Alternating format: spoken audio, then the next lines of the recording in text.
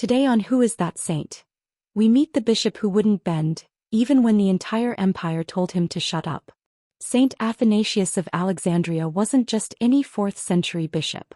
He was the bulldog of orthodoxy, the iron-willed theologian who stood against emperors, mobs and heretics, armed with nothing but truth. Born around 296 AD in Alexandria, Egypt, Athanasius was raised in a world in theological turmoil.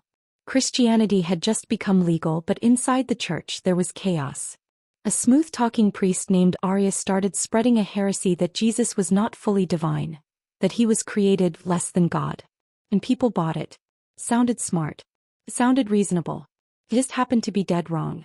At just 27 years old, Athanasius showed up to the Council of Nicaea in 325. While not yet a bishop, he helped craft the Nicene Creed, the Church's answer to Arianism, that Christ is begotten, not made, consubstantial with the Father. After the council, he became Bishop of Alexandria, and immediately got to work cleaning up heresy, rebuilding the church and making powerful enemies. And those enemies came for him. He was exiled 5 times over 17 years by 4 different emperors. They tried to break him, smear him, bribe him. He lived in deserts, monasteries, underground, anywhere he could keep writing, preaching and holding the line. His motto became legendary. Athanasius contra mundum, Athanasius against the world. Why? Because sometimes it was the whole world against him. At one point, over 90% of bishops had accepted some form of Arian theology. But Athanasius didn't flinch.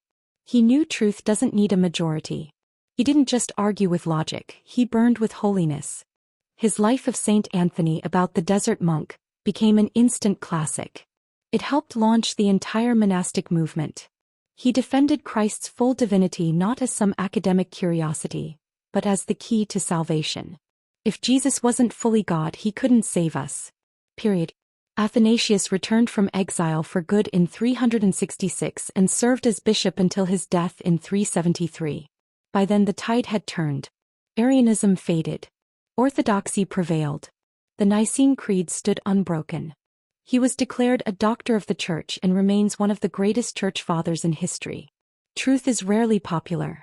And holiness doesn't always come with applause. But Athanasius reminds us, when you're standing with Christ, you're never really standing alone. Quote of the day: Jesus, whom I know as my Redeemer, cannot be less than God. Saint Athanasius.